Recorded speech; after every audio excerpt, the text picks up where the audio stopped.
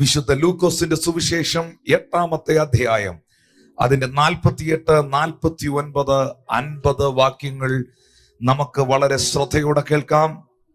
കർത്താവിന്റെ ദാസൻ pastor Jiji P Mohan അത് വായിച്ചു കേൾപ്പിക്കും.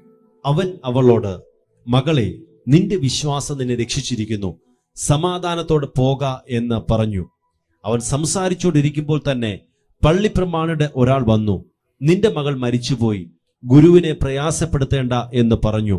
യേശു അത് കേട്ടാറെ, ഭയപ്പെടേണ്ട, വിശ്വസിക്കുക മാത്രം ചെയ്യുക, എന്നാൽ അവൾ രക്ഷപ്പെടും എന്ന് അവനോട് ഉത്തരം പറഞ്ഞു. നമ്മളിപ്പോൾ വായിച്ച ഈ വേദഭാഗം നാം ശ്രദ്ധിക്കുമ്പോൾ ഒരു സ്ഥലത്ത് വെച്ച് ഒരേ സമയത്ത് നടന്ന രണ്ട് വ്യത്യസ്തമായ സംഭവങ്ങളാണ്. We find here two incidents that happened in the same place. പക്ഷെ ഈ രണ്ട് വ്യക്തികളിലും അവരുടെ വിഷയത്തിൽ വിടുതലുണ്ടാകുവാൻ ഇടയായി തീർന്നത് ഒറ്റ സംഗതിയാണ്, അത് അവരുടെ വിശ്വാസമാണ്. In both these cases, what happened was the same faith was activated so that this miracle happened in their lives. 12 വർഷമായി രക്തസ്രവമുള്ള സ്ത്രീയോട് 48-ാമത്തെ വാക്യത്തിൽ യേശു പറയുന്നു, മകളെ, നിന്റെ വിശ്വാസം നിന്നെ രക്ഷിച്ചിരിക്കുന്നു, സമാധാനത്തോടെ പോക എന്ന് പറഞ്ഞു.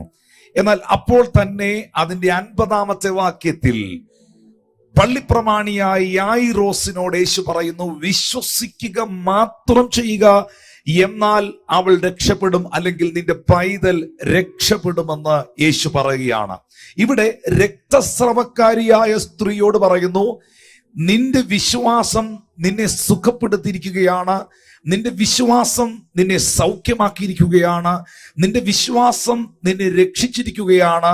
ഇനി ഈ വിഷയത്തെ ഓർത്ത് നീ ഭാരപ്പെടണ്ട, നീ സമാധാനത്തോടെ പോക. അപ്പോൾ തന്നെ മറുഭാഗത്ത് യായിറോസിനോട് പറയുന്നു, നിന്റെ വിഷയത്തിൽ ഇതുവരെ ആ വിടുതൽ സംഭവിച്ചിട്ടില്ല, പക്ഷെ ആ വിടുതൽ സംഭവിക്കണമെങ്കിൽ നീ ഭയപ്പെടാതെ വിശ്വസിക്കുക മാത്രം ചെയ്യുക എന്ന് യേശു പറയുകയാണ്. A healing took place with the women with issue of blood, and the Lord said to her, your faith has made this healing. And to the ruler of the synagogue, the Lord says, your faith has already made answer for your prayer, and you need not pray once again for that. It has already been done to you. ഇവിടെ നാം വായിച്ചതായ ഈ രണ്ട് സംഭവങ്ങളും മനുഷ്യർക്ക് കൈകാര്യം ചെയ്യുവാൻ കഴിയാതെ പോയ രണ്ട് സംഭവങ്ങളാണ്. അത് മനസ്സിലാകണമെങ്കിൽ അതിന്റെ 43-ാമത്തെ വാക്യത്തിൽ എഴുതിയിട്ടുണ്ട്, അന്ന് 12 സംവത്സരമായി രക്തസ്രവമുള്ളവളും മുതൽ മുഴുവനും എല്ലാം വൈദ്യന്മാർക്ക് കൊടുത്തിട്ടും ആരാലും സൗഖ്യം വരുത്തുവാൻ കഴിയാത്തവളുമായ സ്ത്രീ എന്നവിടെ എഴുതിയിട്ടുണ്ട്. ആരാലും, ഒരു മനുഷ്യനെയും കൊണ്ടും ഒരു വ്യക്തികളെയും കൊണ്ടും വ്യക്തിപരമായ ഒരു വിടുതൽ സായിത്വമാക്കുവാൻ കഴിയാത്ത, സാധ്യമാകാത്ത ആ സഹോദരി. രണ്ടാമത്തെ വിഷയത്തിൽ നമുക്കറിയാം, യായിറോസിന്റെ പൈതൽ ദീനമായി കടന്നു, ആ കുഞ്ഞ് രോഗിയായി മാറി.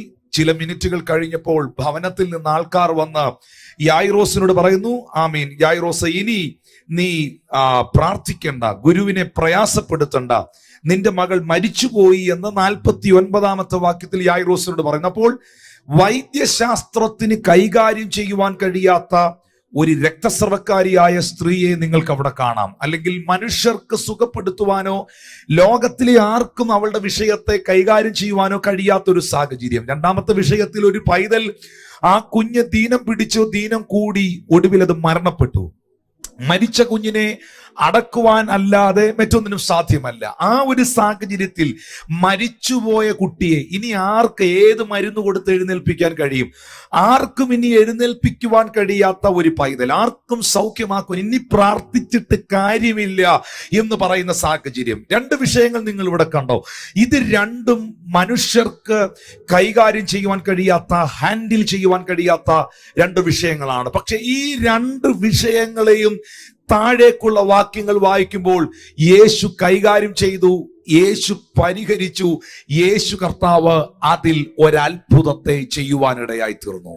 In both these cases, you can find the impossibility which men cannot handle, men cannot do. In the first case, you find this woman had been having this issue of blood for the past 12 years, and she spent all her livelihood and was unable to be healed by any physician or anybody else. In the second case, you find the daughter of Jairus is dead and no one can do anything at this stage. Both cases, we find the impossibility very conspicuously.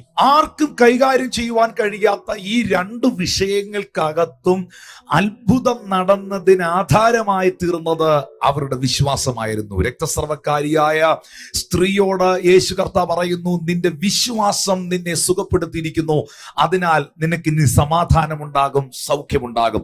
യായിറോസിനോട് പറയുന്നു, നിന്റെ പൈതൽ മരിച്ചുപോയി എന്ന വാർത്തയാണ്, എല്ലാം അവസാനിച്ചു എന്ന വാർത്തയാണ് നിന്റെ കാതിൽ നീ കേൾക്കുന്നത്. നീ വളരെ പ്രതീക്ഷയോടെ പ്രാർത്ഥിച്ചു, വളരെ പ്രതീക്ഷയോടെ നീ കാത്തിരുന്നു, വളരെ പ്രതീക്ഷയോടെ നീ അതിനെ നോക്കിക്കൊണ്ടിരുന്നു. പക്ഷേ നിന്റെ പ്രതീക്ഷകൾക്ക് വിപരീതമായിട്ടാണ് ആ സംഭവങ്ങൾ സംഭവിച്ചത്. അല്ലെങ്കിൽ നിന്റെ പ്രാർത്ഥനയെ വിഫലമാക്കിക്കൊണ്ട്, നിന്റെ പ്രാർത്ഥനയ്ക്ക് പ്രയോജനമില്ലാത്തതായി തീർന്നുകൊണ്ട് നിന്റെ പൈതൽ നിന്നെ വിട്ടു പോയിരിക്കുന്നു. പക്ഷെ അവിടെയും കർത്താവ് പറയുകയാണ്, ഭയപ്പെടേണ്ട, വിശ്വസിക്കുക മാത്രം ചെയ്യുക. ഇന്ന് ഈ സന്ദേശം കേട്ടോണ്ടിരിക്കുന്ന ചില കുടുംബങ്ങളെ നോക്കി എല്ലാം അവസാനിച്ചു എന്ന് പറയുന്ന സാഹചര്യങ്ങളും, എല്ലാം കഴിഞ്ഞു എന്ന് പറയുന്ന കേൾവികളും, എല്ലാം കഴിഞ്ഞു എന്ന് പറയുന്ന അനുഭവങ്ങളും നിങ്ങളുടെ ജീവിതത്തിൽ ഉണ്ടെങ്കിൽ, തീർന്നു എന്ന് വിധി എഴുതി ഇവിടുത്തെ ആരംഭിക്കുന്ന നിങ്ങളുടെ വിശ്വാസം, ഇതാണ് ഇന്നത്തെ യഥാർത്ഥ സന്ദേശം എന്ന് പറയുന്നത്.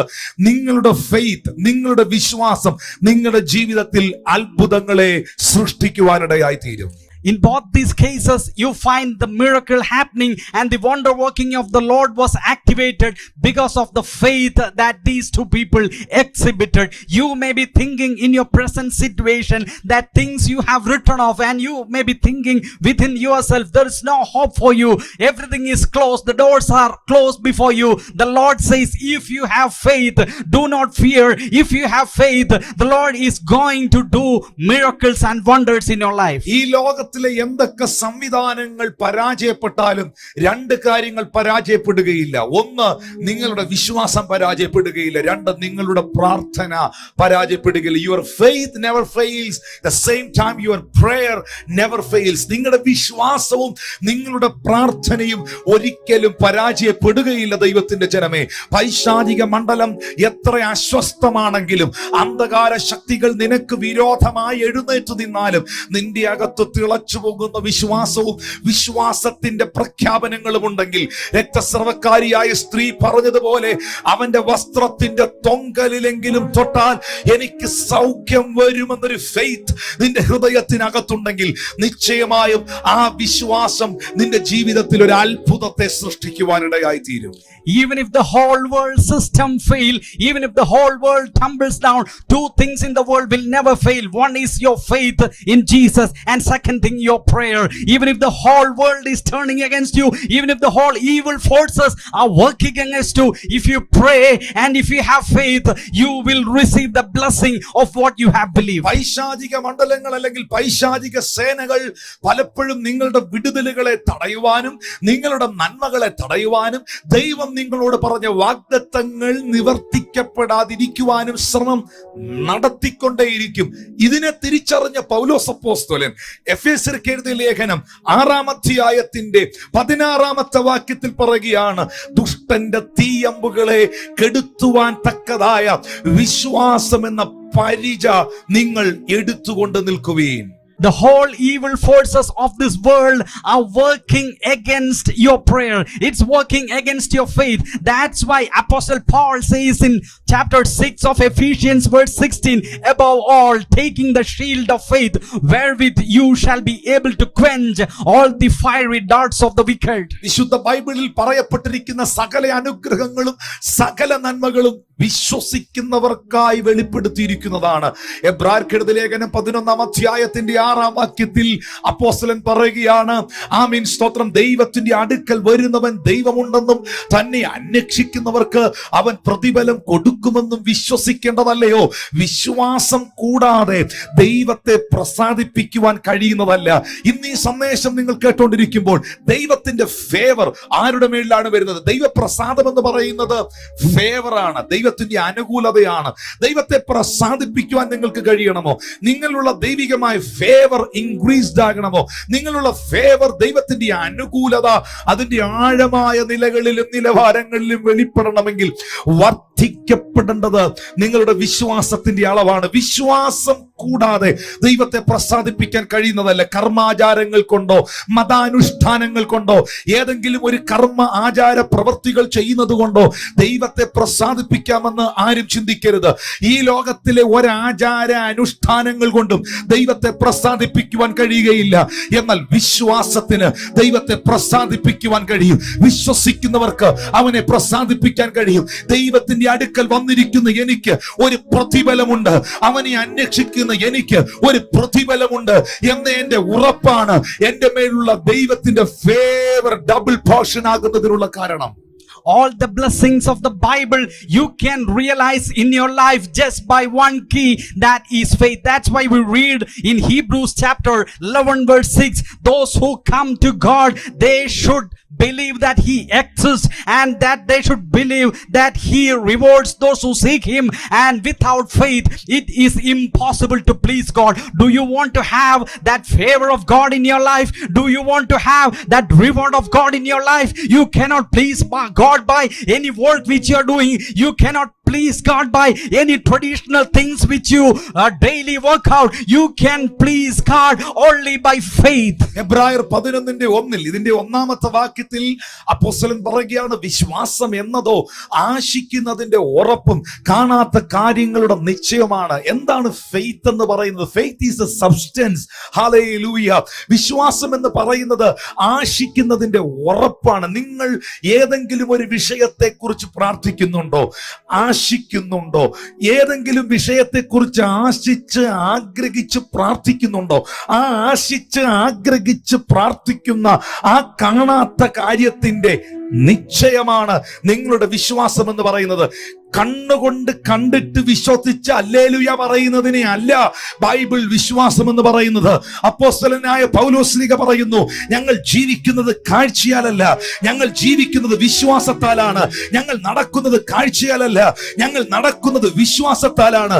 വിശ്വാസത്താൽ അവർ സിംഹത്തിന്റെ വായടച്ചു, വിശ്വാസത്താൽ അവർ നീതി നടത്തി, വിശ്വാസത്താൽ അവർ എരിഹോ മതിലിനെ നിലംപരിചാക്കി, വിശ്വാസത്താൽ അവർ തീയുടെ ബലം കെടുത്തി, വിശ്വാസത്താൽ അവർ സിംഹത്തിന്റെ വായ അടച്ചു, വിശ്വാസത്താൽ സ്ത്രീകൾക്ക് മരിച്ച അവരുടെ ഭർത്താവിനെ തിരികെ ലഭിച്ചു. എന്തൊക്കെ വിശ്വസിക്കുന്നുവോ, എന്തൊക്കെ വിശ്വാസത്താൽ പ്രഖ്യാപിക്കുന്നുവോ, എന്തൊക്കെ ആശിക്കുന്നുവോ, ആ കാര്യത്തെ കുറിച്ച് ദൈവത്തിന്റെ സന്നിധിയിൽ നിങ്ങൾക്കൊരു ഉറപ്പുണ്ടെങ്കിൽ എന്റെ ദൈവം എനിക്കായിട്ട് അത് ചെയ്യുവാൻ അവൻ ശക്തനത്രേ എന്ന ഉറപ്പുണ്ടെങ്കിൽ ആ വിഷയത്തിൽ സ്വർഗത്തിലെ ദൈവം നിങ്ങൾക്ക് വേണ്ടി പ്രവർത്തിപ്പാനിട വരും. You are praying for something in your life and you want to know that the Lord has given you in advance, and it's written in Hebrews 11:1, now faith is the substance of things hoped for and the evidence of things not seen. You are not praising God after you see the result or the answer of your prayer, but you are seeing the things which your eyes has not seen. That's why Paul says we do not walk by sight, we walk by faith. If you want to realize the blessings the Lord has prepared for you in your life, you need to see those things in faith and pray to the Lord. That will be realized in your life. ഗലാത്യർക്കെഴുതിയ ലേഖനത്തിൽ അപ്പോസ്തലനായ പൗലോസ്ലീഹ പറയുന്നു, വിശ്വാസത്താൽ അബ്രഹാമിന് നീതിമാൻ എന്ന പേർ ലഭിക്കുവാനിടയായി. വിശ്വാസത്താൽ Abraham നീതീകരിക്കപ്പെട്ടു. സാറയുടെ ഗർഭപാത്രത്തിന്റെ നിർജീവത്വം അവൻ ഗ്രഹിച്ചിട്ടും തന്റെ ശരീരത്തിന്റെ ബലം ക്ഷയിച്ചത് താൻ അറിഞ്ഞിട്ടും വിശ്വാസത്തിൽ ക്ഷീണിച്ചില്ല. വിശ്വാസത്തിൽ ശക്തിപ്പെട്ട് വാഗ്ദത്തം ചെയ്തവൻ പ്രവർത്തിപ്പാൻ ശക്തനെന്നുറച്ചു. അത് അബ്രഹാമിന് നീതിയായി കണക്കിട്ടു. ഇന്ന് ഈ സന്ദേശം കേട്ടോണ്ടിരിക്കുമ്പോൾ വാഗ്ദത്തം ചെയ്തവൻ പ്രവർത്തിപ്പാൻ ശക്തനെന്ന ഉറപ്പുള്ളവർ എത്ര പേരുണ്ട്?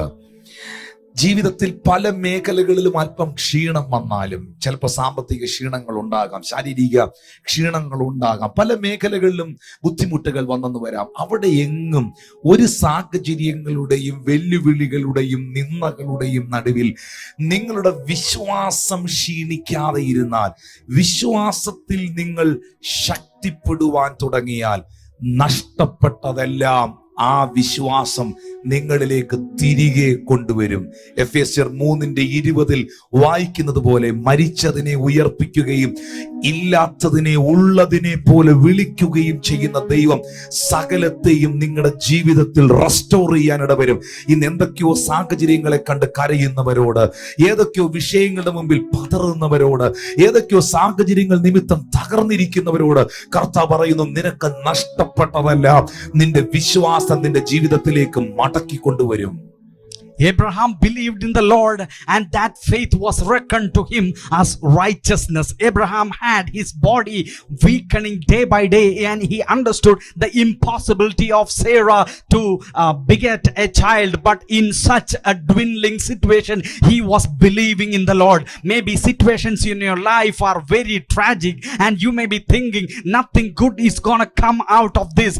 But if you have a faith which has not weakened, if your situation has not weakened your faith, then you will be going to see the things which you prayed and hoped for in your life, contrary to the situations which are cropping around you. നാം ചോദിക്കുന്നതിലും നാം നനയ്ക്കുന്നതിലും അത്യന്തപരമായി നമ്മിൽ സംഭവിക്കണമെങ്കിൽ, എഫേസ്യർ 3:20 വായിക്കുന്ന പോലെ, ചോദിക്കുന്നതിലും നനയ്ക്കുന്നതിലും അത്യന്തപരമായി സംഭവിക്കണമെങ്കിൽ നമ്മുടെ വിശ്വാസം വർദ്ധിക്കട്ടെ.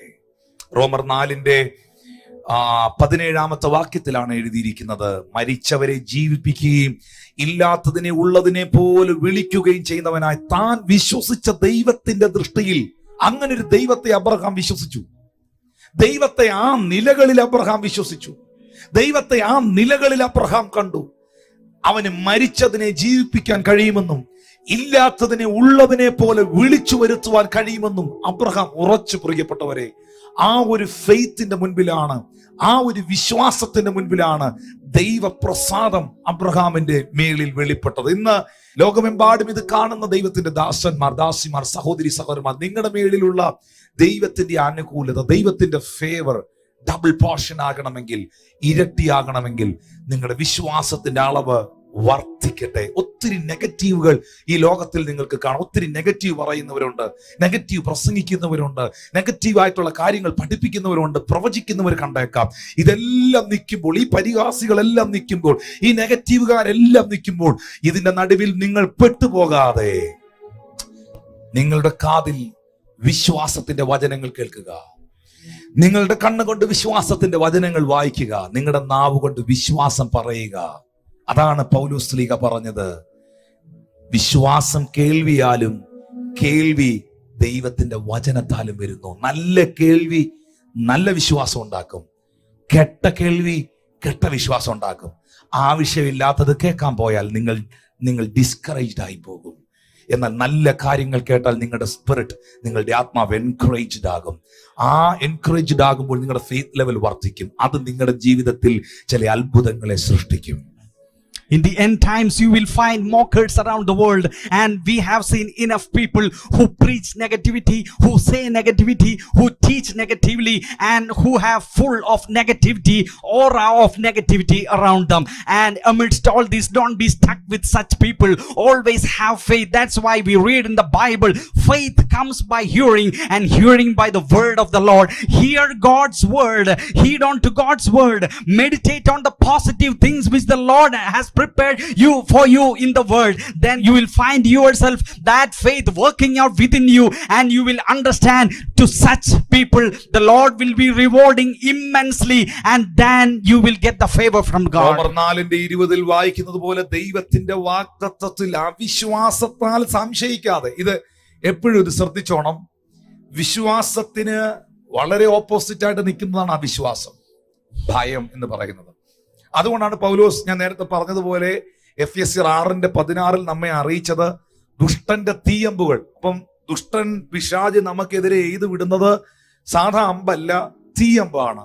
തീയമ്പിന്റെ പ്രത്യേകത, അത് വന്ന് വീണാൽ പിന്നൊന്നും പെറുക്കിയെടുക്കാൻ കാണുകയില്ല, പിന്നൊന്നും അവശേഷിപ്പിക്കുകയില്ല, മുഴുവനും കൊണ്ടേ പോവുകയുള്ളൂ. അതുപോലത്തെ തീയമ്പുകളാണ് അവൻ തന്റെ ജനത്തിനെതിരെ, മനുഷ്യർക്കെതിരെ എയ്തുവിടുന്നത്. പക്ഷെ ആ തീയമ്പുകളെ കെടുത്തിക്കളയുന്ന, അല്ലെങ്കിൽ ആ തീയമ്പുകളെ തടുക്കുന്ന വിശ്വാസം എന്ന പരിച നാം എടുത്തു പിടിക്കണം. വിശ്വാസം എന്ന പരിച നാം എടുത്തു പിടിച്ചില്ലെങ്കിൽ പലപ്പോഴും നാം സംശയങ്ങളിലും തെറ്റിദ്ധാരണകളിലും അകപ്പെട്ടു പോകും. വാഗ്ദത്തത്തിൽ, അവിശ്വാസത്തിൽ സംശയിക്കാതെ വിശ്വാസത്തിൽ ശക്തിപ്പെട്ട് ദൈവത്തിന് മഹത്വം കൊടുക്കണമെങ്കിൽ അവൻ വാഗ്ദത്തം ചെയ്തത് നിവർത്തിപ്പാൻ ശക്തനാകുന്നു എന്ന് ആത്മാവിൽ ഉറയ്ക്കണമെങ്കിൽ വിശ്വാസത്തിന്റെ പരിച നമുക്ക് ഈ ദിവസങ്ങളിൽ ഉയർത്തിപ്പിടിക്കാം.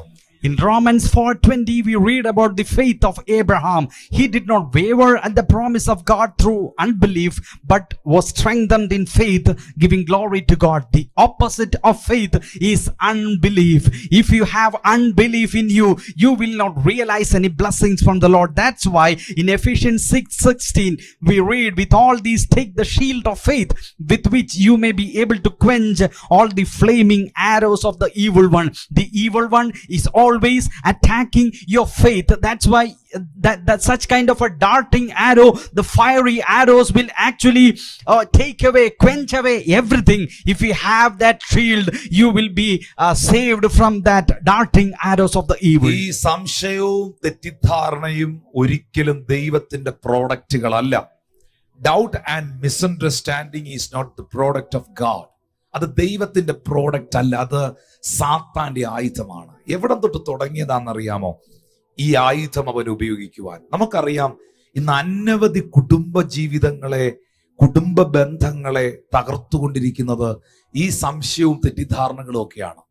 പല ബന്ധങ്ങളെ ഇല്ലാതാക്കുന്നത്, പല സഭകളിലും പ്രശ്നങ്ങൾ ഉണ്ടാക്കുന്നത്, പല കമ്പനികളിലും പ്രശ്നങ്ങൾ ഉണ്ടാക്കുന്നത്. ലോകത്തിന്റെ ഏത് തുറകൾ എടുത്തു നോക്കിയാലും ജാതി മതഭേദമന്യേ എല്ലാ മേഖലകളിലും ഏതെങ്കിലും ഒരു പ്രസ്ഥാനം തകർന്നിട്ടുണ്ടെങ്കിൽ, ഏതെങ്കിലും ഒരു സംഘടന ഒലഞ്ഞിട്ടുണ്ടെങ്കിൽ, ഏതെങ്കിലും ഒരു കുടുംബ ബന്ധങ്ങൾ തകർന്നു പോയിട്ടുണ്ടെങ്കിൽ, എവിടെയെങ്കിലുമൊക്കെ പ്രതിസന്ധികൾ ഉണ്ടായിട്ടുണ്ടെങ്കിൽ, ഇതിന്റെ എല്ലാം പുറകിൽ പിശാച് ഉപയോഗിച്ചിരിക്കുന്ന അവന്റെ ആയുധം എന്ന് പറയുന്നത് ഡൗട്ടും മിസ്അണ്ടർസ്റ്റാൻഡിങ്ങും ഒക്കെയാണ്.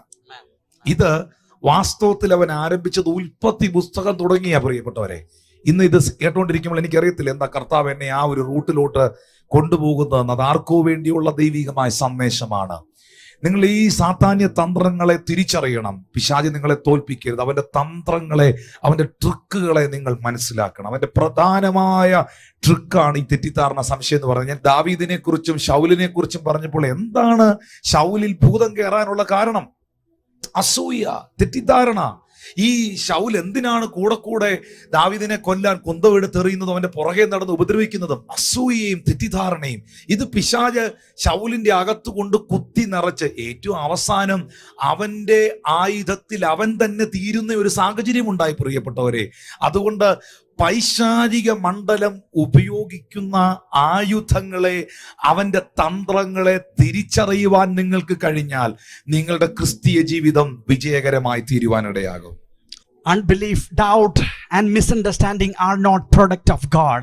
It's actually from the armor of the wicked one, Satan. Satan had used right from the Garden of Eden this very successful weapon against the people of God. Even the King Saul, he became a great tragedy in his life just because of the fact that he had misunderstanding. He was jealous of another person, and that was the reason why he had to fall on his own weapon and at last give up his life. So do not have unbelief, do not have a heart of unbelief, do not have a heart of doubting. Always try to understand things than taking things in a misunderstanding way. ഉൽപ്പത്തി പുസ്തകം 3-ാം അധ്യായത്തിന്റെ 1 മുതൽ 13 വരെ നിങ്ങളൊന്ന് വായിക്കണം. അവിടെ വളരെ പ്രധാനമായ ചില കാര്യങ്ങൾ നമുക്ക് അവിടെ ശ്രദ്ധിക്കാനുണ്ട്. യഹോവയായ ദൈവം ഉണ്ടാക്കിയ എല്ലാ കാട്ടുജന്തുക്കളെക്കാളും പാമ്പ് കൗശലമേറിയതായിരുന്നു. അത് സ്ത്രീയോട്, തോട്ടത്തിലെ യാതൊരു വൃക്ഷത്തിന്റെയും ഫലം നിങ്ങൾ തിന്നരുതെന്ന് വാസ്തവമായി കൽപ്പിച്ചിട്ടുണ്ടോ എന്ന് ചോദിച്ചു. അപ്പൊ 2-ാമത്തെ വാക്യത്തിൽ പറയുകയാണ്, സ്ത്രീ പാമ്പിനോട്, തോട്ടത്തിലെ വൃക്ഷങ്ങളുടെ ഫലം ഞങ്ങൾക്ക് തിന്നാം, എന്നാൽ നിങ്ങൾ മരിക്കാതിരിക്കേണ്ടതിന് തോട്ടത്തിന്റെ നടുവിലുള്ള വൃക്ഷത്തിന്റെ ഫലം തിന്നരുത്, തൊടുകയും അരുതെന്ന് ദൈവം കൽപ്പിച്ചിട്ടുണ്ട് എന്ന് പറഞ്ഞു. 4-ാമത്തെ വാക്യത്തിലേക്ക് വരുമ്പോൾ പാമ്പ് സ്ത്രീയോട് പറയുകയാണ്, നിങ്ങൾ മരിക്കയില്ല നിശ്ചയം. അപ്പൊ ദൈവം പറഞ്ഞു, ആ ഫലം നിങ്ങൾ ഭക്ഷിക്കരുത്, നിങ്ങൾ ആ ഫലം തിന്നാൽ മരിക്കും, നിങ്ങളത് തുടരുത്, നിങ്ങൾ അതിൽ ഭക്ഷിക്കരുത്. പക്ഷേ ദൈവം അങ്ങനെ പറഞ്ഞിരിക്കെ അതിന്റെ മേളിൽ സാത്താൻ വന്ന് പറയുകയാണ്, നിങ്ങൾ മരിക്കയില്ല നിശ്ചയം. അവിടെ പെട്ടെന്ന് എന്തോ ഉണ്ടാകുന്നേ?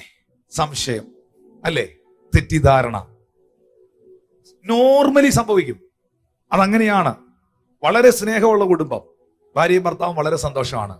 ആവശ്യമില്ലാത്തൊരു കാര്യം ഒരാൾ നിങ്ങളുടെ ഭാര്യയെക്കുറിച്ച്, നിങ്ങളുടെ ഭർത്താവിനെ കുറിച്ച് പറഞ്ഞു.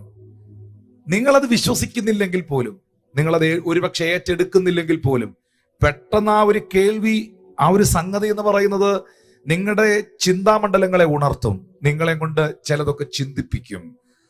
അവിടെ നിങ്ങൾക്ക് ജയിക്കാൻ പറ്റിയില്ലെങ്കിൽ, അവിടെ നിങ്ങൾക്ക് പ്രാർത്ഥിച്ച ആ ഒരു പർട്ടിക്കുലർ മേഖലയിൽ, ആ ഒരു പോയിന്റിൽ നിങ്ങൾക്ക് ഓവർകം ചെയ്യാൻ പറ്റിയില്ലെങ്കിൽ, അവിടം തൊട്ട് പിശാച് ചില പരിപാടികൾ തുടങ്ങും. അവനായി ചില വാതിലുകൾ അവിടെ തുറക്കപ്പെടും. അവൻ കയറി വരുവാനുള്ള ഒരു അനുവാദമായി അത് തീരും. ഇവിടെ ഹൗവയുടെ അകത്തിങ്ങനൊരു ചിന്ത കൊടുക്കുകയാണ്. എന്നിട്ട് 4-ാമത്തെ വാക്യം എന്ന് പറയുന്നത് സംശയമാണ്, സംശയിപ്പിക്കുകയാണ്. നിങ്ങൾ മരിക്കത്തില്ല നിശ്ചയം, ദൈവം അങ്ങനെ പറഞ്ഞെങ്കിലും നിങ്ങൾ മരിക്കുകയൊന്നുമില്ല. അപ്പോൾ അവിടെ സംശയമുള്ള ഭാഗമാണ്. 5-ാമത്തെ വാക്യത്തിലാണ് തെറ്റിദ്ധാരണയുടെ ആത്മാവ് വ്യാപരിക്കുന്നത്. അത് തിന്നുന്ന നാളിൽ നിങ്ങളുടെ കണ്ണ് തുറക്കുകയും നിങ്ങൾ നന്മതിന്മകളെ അറിയുന്നവരായി ദൈവത്തെ പോലെ ആകുകയും ചെയ്യുമെന്ന് ദൈവം അറിയുന്നു. ദൈവത്തെ പോലെ ആകുമെന്ന് ദൈവം അറിയുകയും ചെയ്യുന്നു. നിങ്ങളോടത് തിന്നരുതെന്ന് പറഞ്ഞതേ, അത് തിന്നാൽ നിങ്ങൾ ദൈവത്തെ പോലെ ആകും. ദൈവം ഭയങ്കര സൗന്ദര്യമുള്ളവനല്ലേ, തേജസ്സുള്ളവനല്ലേ, എത്ര ബ്യൂട്ടിഫുൾ അവനെ കാണാൻ. നിങ്ങൾ അവനെ പോലെ ആകാതിരിക്കാൻ, നിങ്ങൾ അവനെ പോലെ വരാതിരിക്കാൻ, അവന്റെ അസൂയ കൊണ്ട് അവൻ നിങ്ങളോട് പറഞ്ഞതാണ് ഇത് തിന്നരുതെന്ന്. അപ്പോ ഹൗവയെ തെറ്റിദ്ധരിപ്പിക്കുന്നു. ഹൗവ ആരെ തെറ്റിദ്ധരിക്കുന്നു? സാക്ഷാൽ ദൈവത്തെ തെറ്റിദ്ധരിക്കുന്നു. ഇത് തിന്നാൽ ദൈവത്തെ പോലെ ആകും എന്നുള്ളത് കൊണ്ടാണ്, ദൈവത്തിന് അങ്ങനെ നിങ്ങൾ ആകുന്നതിൽ താല്പര്യം ഇല്ലാത്തത് കൊണ്ടാണ് അങ്ങനെയൊക്കെ ചെയ്യുന്ന ഒരുപാട് പാമ്പുകളുണ്ട്. ഇവിടെ 2 കാര്യങ്ങളാണ് വ്യക്തമായി വെളിപ്പെട്ടു വരുന്നത്. ഒന്ന്, 4-ാമത്തെ വാക്യത്തിൽ സാത്താൻ സംശയത്തിന്റെ വിത്ത് വിതയ്ക്കുന്നു. 5-ാമത്തെ വാക്യത്തിൽ ദൈവത്തെ തെറ്റിദ്ധരിപ്പിക്കുന്നു. അപ്പൊ തെറ്റിദ്ധാരണ, സംശയം എന്ന് പറയുന്നത് ആരുടെ പ്രോഡക്റ്റ് ആണെന്ന് ഇന്നത്തെ ഈ മെസ്സേജിൽ തിരിച്ചറിയുക. In the Garden of Eden, if you read Genesis chapter 3 verse 1 following, 2 things Satan is doing. In verse number 3, he sows a seed of doubt.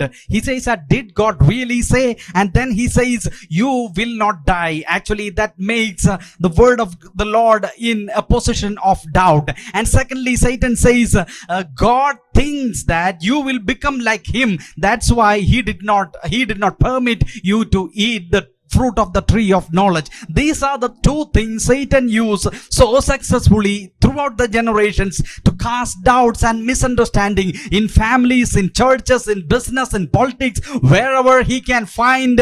If he can make things adverse, he uses these seasoned weapons to make things worse. ഈ തെറ്റിദ്ധാരണയും സംശയവും അസൂയയും ഒക്കെ നമ്മുടെ അകത്ത് കയറി കഴിഞ്ഞാൽ അത് പ്രശ്നം ഉണ്ടാക്കുന്നത് നമുക്ക് തന്നെയാണ്.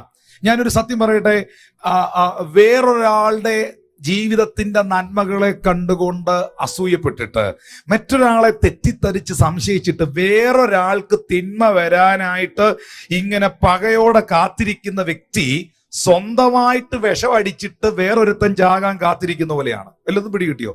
വിഷം അടിച്ചത് പുള്ളിയാണ്, പക്ഷെ വേറൊരാൾ മരിക്കാൻ വേണ്ടി, വിഷം അടിക്കാത്ത ഒരാൾ മരിക്കാൻ വേണ്ടി പുള്ളി കാത്തിരിക്കുന്നു. ഈ തെറ്റിദ്ധാരണയും സംശയവും അസൂയയും ഒക്കെ അകത്ത് പിശാച് വിതച്ച ആള് ശരിക്കും പറഞ്ഞാൽ അവന്റെ അകത്ത് വിഷം കയറിയിട്ടുണ്ട്.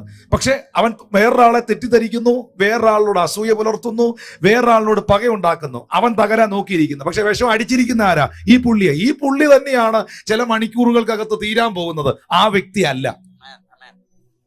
It is just like if a person is looking at another person who is having the blessings in his life, a Lord's favor a person has in his life, and a person looks at that person and he is envious and jealous. It is just like you are drinking poison and you are looking at another person and waiting for that person's death.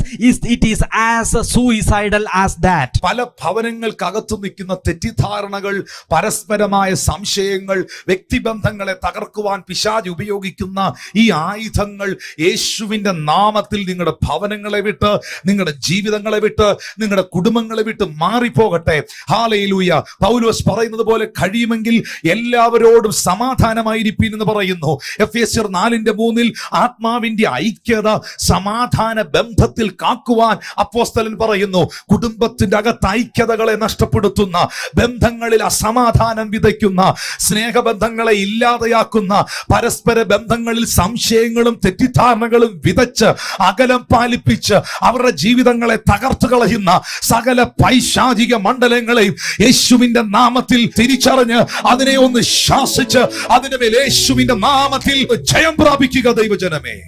If you are hearing this message and if there is some problem of misunderstanding and doubt and lack of peace in your life, in the name of Jesus, let that seed be taken away and let there be peace in your life, as Paul says in Ephesians 4:3, making every effort to maintain the unity of spirit in the bond of peace. Let that peace of God reign in your life and let the spirit of ruin be taken away. ഈ ഉൽപ്പത്തി പുസ്തകം അതിന്റെ 3-ാം അധ്യായത്തിന്റെ 8, 9, 10 വാക്യങ്ങൾ വരുമ്പോൾ വളരെ ശ്രദ്ധേയമായ ഒരു കാര്യം അവിടെയുണ്ട്. അവിടെ വെയിലാറിയപ്പോൾ യഹോവയായ ദൈവം തോട്ടത്തിൽ നടക്കുന്ന ഒച്ച അവർ കേട്ടു, ആ കുടുംബം കേട്ടു. അപ്പോൾ എല്ലാ ദിവസവും ഈവനിങ് ടൈമിൽ സ്വർഗത്തിലെ ദൈവം അവരുടെ ഭവനം സന്ദർശിക്കുമായിരുന്നു. നിങ്ങളുടെ പാസ്റ്റർമാർ നിങ്ങളുടെ ഭവനം സന്ദർശിക്കാറുണ്ട്, നിങ്ങളുടെ ശുശ്രൂഷകർ നിങ്ങളുടെ ഭവനം സന്ദർശിക്കാറുണ്ട്, നിങ്ങളുടെ പള്ളിയിൽ അച്ഛൻ നിങ്ങളുടെ ഭവനം സന്ദർശിക്കാറുണ്ട്, അല്ലെങ്കിൽ ദൈവദാസന്മാർ നിങ്ങളുടെ ഭവനങ്ങൾ സന്ദർശിക്കാറുണ്ട്. ഹല്ലേലൂയ. അപ്പോ യഹോവയാകുന്ന ദൈവം എല്ലാ ദിവസവും ഏദൻ എന്ന ഈ വീട് വിസിറ്റ് ചെയ്യുമായിരുന്നു. എല്ലാ ദിവസവും ദൈവം വരുന്ന വീട്ടിൽ, നിങ്ങൾ ഓർക്കണം, എല്ലാ ദിവസവും സന്ധ്യയ്ക്ക് ദൈവം വരുന്ന വീട്ടിൽ പാമ്പ് കയറി, സാത്താൻ കയറി. മനസ്സിലായോ? അങ്ങനെയാണെങ്കിൽ ആഴ്ചയിൽ ഒരു ദിവസം കുടുംബ പ്രാർത്ഥനയും മാസത്തിൽ ഒരു ദിവസം ഒന്നിച്ചുള്ള പ്രാർത്ഥനയൊക്കെ ഉള്ള വീടിന്റെ സ്ഥിതി എന്നായിരിക്കുമെന്ന് ഞാൻ കഴിഞ്ഞ ദിവസങ്ങളിൽ പറയാനായിട്ട് ഇടയായി. പ്രിയപ്പെട്ടവരെ, ഏദൻ തോട്ടത്തിൽ യഹോവയാകുന്ന ദൈവം നടക്കുന്ന ഒച്ച അവർ കേട്ടു. എന്നിട്ട് ഭാര്യയും ഭർത്താവും അവർ രണ്ടുപേരും ദൈവം അവരെ കാണാതിരിപ്പാൻ തോട്ടത്തിലെ വൃക്ഷങ്ങളുടെ ഇടയിൽ അവർ ഒളിച്ചു. 9-ാമത്തെ വാക്യത്തിൽ ദൈവം മനുഷ്യനെ വിളിച്ചു, നീ എവിടെ എന്ന് ചോദിച്ചു. ഇന്നും ഈ സന്ദേശം നിങ്ങൾ കേട്ടോണ്ടിരിക്കുമ്പോൾ, അതെ, ദൈവം തന്റെ സൃഷ്ടിയായ മനുഷ്യനെ ഇന്നും അന്വേഷിക്കുന്നു, ഇന്നും തിരയുന്നു.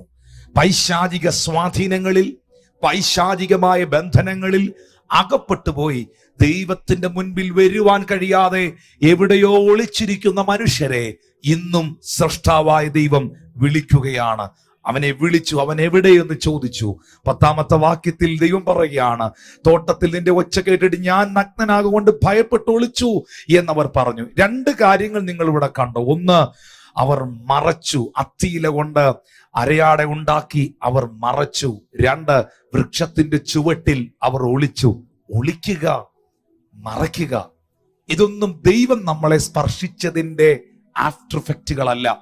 ഒളിച്ചും മറച്ചുമൊക്കെ പ്രവർത്തിക്കുന്നത്, ഒളിഞ്ഞും മറഞ്ഞുമൊക്കെ നിൽക്കുന്നത്, ഒളിച്ചുകളികൾ നടത്തുന്നത്, ഭർത്താവിനോട്, ഭാര്യയോട്, മക്കളോട്, പാസ്റ്ററോട്, വിശ്വാസികളോട്, സഹപ്രവർത്തകരോട്, കമ്പനിയിലെ ബോസിനോടൊക്കെ ഒളിച്ചും മറഞ്ഞുമൊക്കെയുള്ള പരിപാടികളൊക്കെ നടത്തുന്നവരുണ്ടല്ലോ. ഈ ഒളിച്ചുകളികൾ, മറയ്ക്കുക, ചിലത് മറച്ചു വയ്ക്കുക, ചിലത് ഒളിച്ചു വയ്ക്കുക, ഇതെല്ലാം പിശാച് നിന്നെ തൊട്ടതിന്റെ, നിന്നോട് ഇടപെട്ടതിന്റെ, നിന്റെ അരികിൽ വന്നതിന്റെ after എഫക്റ്റുകളാണ്. In the Garden of Eden, you find the Lord was coming at the cool of the day in the Garden of Eden to visit these people. You find every day they had the visitation of God, and still Satan was so crafty that he got a gap and he entered that place. Think about your house. If it doesn't have prayer, if it doesn't have praise to the Lord, if it doesn't have space for the Lord, how much more problematic will be your home. You find two things here. First, they covered themselves with leaves. Second thing, they hid themselves among the trees. These two things, if it operate in your life, if you have a kind of secrecy, if you have a kind of hiding, if you have a kind of too much hiddenness in you, then that is an evidence of Satan's activity among you. Come out of your hiding place. The Lord is calling you as he called Adam. Where are you? He is calling you. Please hear to the cry and call of the Lord. ദൈവത്തിന്റെ മുമ്പിൽ നമുക്കൊന്നും മറയ്ക്കുവാനില്ല പ്രിയപ്പെട്ടവരെ. ദൈവത്തിന്റെ മുമ്പിൽ നമുക്കൊന്നും ഒളിക്കുവാനില്ല. അവന്റെ കണ്ണ് സകലത്തെയും കാണുന്നു. അവന്റെ മുമ്പിൽ എല്ലാം നഗ്നവും മലർന്നതുമായി കിടക്കുന്നു. അവനോടത്രേ എനിക്കും നിങ്ങൾക്ക് കാര്യമുള്ളത്. അതുകൊണ്ട് സകലത്തെയും കാണുന്ന, അറിയുന്ന, കേൾക്കുന്ന ഒരു ദൈവമുണ്ട് എന്നുള്ള ബോധ്യത്തിൽ ഞാനും നിങ്ങളും ജീവിക്കുന്ന ജീവിതമാണ് യഥാർത്ഥമായ വിശുദ്ധ ജീവിതം എന്ന് പറയുന്നത്. ഇവിടെ തോട്ടത്തിൽ ദൈവത്തിന്റെ ഒച്ച കേട്ടിട്ട് അവർ ഒളിച്ചു, അത്തിയില കൊണ്ട് അരയാട തുന്നി മറച്ചു. അടുത്ത വാക്യങ്ങളിലേക്ക് വരുമ്പോൾ സ്വർഗത്തിലെ ദൈവം അവരോട് ഇടപെടുകയാണ്. നീ നഗ്നനെന്ന് നിന്നോട് ആര് പറഞ്ഞു? അതോട് ദൈവം ചോദിക്കുകയാണ്, Who told thee that you work naked? Who told you that you were naked? നിന്നോട് ആര് പറഞ്ഞു? Who told thee that thou was naked? നിന്നോട് ആര് പറഞ്ഞു? അതൊരു ഭയങ്കര ഒരു ചോദ്യമാണ് ദേവദാസനെ. നിന്നോട് ആര് പറഞ്ഞു നീ നഗ്നനാണെന്ന്? അവിടെ ഒരു ക്വസ്റ്റ്യൻ മാർക്ക് നിങ്ങൾക്ക് കാണാം. Who told you that you were naked? ആ ചോദ്യചിഹ്നം ഇന്ന് പലരുടെയും മുമ്പിൽ നിൽക്കുന്നു. നിന്നോട് ആര് പറഞ്ഞു? ഞാൻ അങ്ങനെ പറഞ്ഞിട്ടില്ല. ഞാൻ നിന്നെ അങ്ങനെയല്ല കണ്ടതും സൃഷ്ടിച്ചതും. നിന്നോട് ആര് പറഞ്ഞു നീ തകർന്നെന്ന്? നിന്നോട് ആര് പറഞ്ഞു നീ പരാജയപ്പെട്ടെന്ന്? നിന്നോട് ആര് പറഞ്ഞു നീ മരിച്ചു പോകുമെന്ന്? നിന്നോട് ആര് പറഞ്ഞു നീ തകർന്നു പോകുമെന്ന്? നിന്നോട് ആര് പറഞ്ഞു നിനക്കൊരു ഭാവിയില്ലെന്ന്? നിന്നോട് ആര് പറഞ്ഞു നിന്റെ ജീവിതം ഇവിടം കൊണ്ട് തീരുമെന്ന്? അത് പറഞ്ഞത് ഒരിക്കലും ദൈവമല്ല. അത് പറഞ്ഞെങ്കിൽ അത് പിശാചാണ്. ദൈവം നിന്നോട് പറയുന്നു, നിനക്കൊരു ബ്ലസ്സഡ് ഫ്യൂച്ചർ ഉണ്ട്. ഞാൻ നിന്നെ കണ്ടിരിക്കുന്നു. ഞാൻ നിന്നെ തിരഞ്ഞെടുത്തിരിക്കുന്നു. നീ എൻ്റെ ഉള്ളം കരങ്ങളിലാണ്. ഞാൻ നിന്നെ എൻ്റെ ഉള്ളം കരങ്ങളിൽ വഹിച്ചിരിക്കുന്നു. എൻ്റെ മഹത്വവും എൻ്റെ ആ ഗ്ലോറി, എൻ്റെ തേജസ് ഞാൻ നിന്നെ അണിയിച്ചിരിക്കുന്നു. Hallelujah, hallelujah. ആരെയൊക്കെയോ നോക്കി കർത്താവിന്റെ ആത്മ പറഞ്ഞു, തന്നെത്താൻ ചിന്തിച്ചു വച്ചിരിക്കുന്ന ചിന്തകൾ, പിശാച് നിന്റെ തലയ്ക്കകത്ത് കൊണ്ടുവന്നിരിക്കുന്ന ചിന്തകൾ, നിരാശയുടെ തോട്ടുകൾ, മനുഷ്യൻ പറഞ്ഞ ചിന്തകൾ, ഇത് മുഴുവൻ യേശുവിന്റെ നാമത്തിൽ നിങ്ങളെ വിട്ടുപോകട്ടെ എന്ന് ഞാൻ ആത്മാർത്ഥമായി പ്രാർത്ഥിക്കുന്നു. God asks a crucial question to Adam and Eve. The question is, who told you that you are naked? You have thought about yourself a great deal, and you are thinking that there's no future for you, there's no ministry for you, there's no blessing for you, everything is all over. Do not think about yourself like that, because it's not from God, it's from Satan. Only Satan will say that you are going to end. God says that I have created you, I have given you my glory, I have inscribed you in my palms. No one can take you out of my hand. God is going to bless you. Do not believe the lies of Satan. ഈ വിശ്വാസത്തിന്റെ പരിചയം എന്ന് പറയുന്നതേ പല ദിശകളിലേക്ക് പിടിക്കാനുള്ളത്. പരിചയം എന്ന് പറയുന്നത് നമ്മൾക്കറിയാം, പരിച പിടിച്ചുകൊണ്ട് നിൽക്കുമ്പോൾ എവിടുന്നൊക്കെയാണോ അറ്റാക്ക് വരുന്നത്, എവിടുന്നൊക്കെയാണോ വെട്ട് വരുന്നത്, എവിടുന്നൊക്കെയാണോ അമ്പ് വരുന്നത്, ആ ദിശയിലോട്ടൊക്കെ പിടിക്കാനുള്ളതാണ് ഈ പരിചയം എന്ന് പറയുന്നത്. അപ്പൊ വിശ്വാസത്തിന്റെ പരിചയം എന്ന് പറയുന്നത് ഏതൊക്കെ മേഖലകളിൽ നിന്നാണോ നിന്നെ ഡിസ്കറേജ് ചെയ്യുവാനുള്ള സ്പിരിച്വൽ അറ്റാക്കുകൾ കടന്നു വരുന്നത്, ഏതൊക്കെ ഏറിയയിൽ നിന്നാണോ സാത്താനി ആക്രമണങ്ങൾ കടന്നു വരുന്നത്, നിന്റെ മെന്റലി ഡിപ്രസ്ഡ് ആക്കുവാൻ, ഫിസിക്കലി നിന്നെ തകർത്ത് കളയാൻ, ഫൈനാൻഷ്യലി നിന്നെ ഉടച്ചു കളയാൻ, ഏതൊക്കെ മേഖലകളിൽ നിന്ന് നിനക്ക് വിരോധമായ ആയുധങ്ങൾ, അമ്പുകൾ ശത്രു എഴുതി വിടുന്നു, ആ ആംഗിളിലേക്കെല്ലാം നിന്റെ വിശ്വാസം എന്ന പരിച എടുത്തു പിടിക്കട്ടെ. ദുഷ്ടന്റെ തീയമ്പുകൾ കെട്ടുപോകട്ടെ എന്ന് ഞാൻ പ്രാർത്ഥിക്കുന്നു. You have to take the shield to different angles and different directions. From all those directions you are facing opposition. Maybe physically Satan is going to attack you, maybe financially Satan is attacking you, maybe spiritually there is an attack from the Satan. From to all those directions, show the shield of faith so that you may be protected from the lashes of Satan. ഈ ഫറവോൻ എന്ന് പറയുന്ന മനുഷ്യൻ Israel ജനത്തിനെതിരെ, മോശക്കെതിരെ ഒക്കെ അതിശക്തമായ തീയമ്പുകളെ അയച്ച മനുഷ്യനാണ്. അവരെ തകർത്ത് കളയാൻ പല പണികളും പ്രോജക്റ്റുകളും ഉണ്ടാക്കിയ വ്യക്തിത്വമാണ്. പക്ഷേ അവിടെ എല്ലാം മോശ വിശ്വാസത്താൽ അതിനെ ജയിക്കുന്നത് നമുക്ക് കാണാം. ഒറ്റ വാക്യത്തിൽ ഞാൻ അത് നിങ്ങൾക്ക് പറഞ്ഞുതരാം. എബ്രായർക്കെഴുതിയ ലേഖനം 11-ാം അധ്യായത്തിന്റെ 27-ാമത്തെ വാക്യം വായിക്കുമ്പോൾ ഫറവോനി അറ്റാക്കുകളെ മുഴുവൻ മോശ എങ്ങനെയാണ് വിജയിച്ചതെന്ന് എഴുതിയിട്ടുണ്ട്. വിശ്വാസത്താൽ അവൻ അദൃശ്യ ദൈവത്തെ കണ്ടതുപോലെ ഉറച്ചു നിൽക്കുകയാൽ രാജാവിന്റെ കോപം ഭയപ്പെടാതെ മിസ്രയീം വിട്ടുപോകുന്നു. വിശ്വാസത്താൽ മോശ അദൃശ്യ ദൈവത്തെ കണ്ടതുപോലെ, മോശയുടെ ആ നിപ്പും നോട്ടവും സംസാരവും ഒക്കെ കണ്ടാൽ ദൈവത്തെ നേരിട്ട് കണ്ടതുപോലെ നിൽക്കുന്ന വിശ്വാസത്താലുള്ള ആ നിൽപ്പിന്റെ മുൻപിൽ, ആ വാക്കിന്റെ മുൻപിൽ, ആറ്റിറ്റ്യൂഡിന്റെ മുൻപിലാണ് ഫറവോന്റെ മുട്ടിടിച്ചു പോയത്, അല്ലെങ്കിൽ ഫറവോനും സൈന്യവും തകർന്നു പോയത്. ഇന്ന് വിവിധ തരത്തിലുള്ള സാഹചര്യങ്ങൾ നിങ്ങൾക്ക് വിരോധമായി ഉയർത്തിപ്പിടിക്കുമ്പോൾ, ശത്രു പല ആയുധങ്ങൾ നിനക്കെതിരെ ചെയ്യുമ്പോൾ, ജീവനുള്ള ദൈവത്തെ ആത്മാവിൽ വഹിക്കുന്ന, ജീവനുള്ള ദൈവത്തെ ജീവിതത്തിൽ സ്നേഹിക്കുന്ന ദൈവത്തിന്റെ ജനമേ, നിന്റെ വാക്കുകളുടെ അധികാരത്തിന്റെ മുൻപിൽ, നിന്റെ പ്രാർത്ഥനയുടെ വിശ്വാസത്തിന്റെ മുൻപിൽ ഒരു ഫറവോന്യ ശക്തികൾക്കും നിന്റെ മുമ്പിൽ നിൽക്കുവാൻ കഴിയുകയില്ല.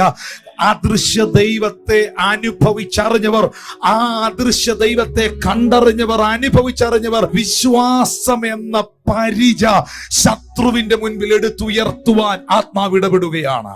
Pharaoh used different strategies and different projects to attack the people of God from different directions. He was using the fiery darts, and Moses was a man who stood firm in front of all the oppositions he faced from this Pharaoh. And with one verse you can understand, if you read Hebrews chapter 11 verse 27, by faith he forsook Egypt, not fearing the wrath of the king, for he endured as seeing him who is invisible. If you look at Moses, he is standing firm, he is saying words.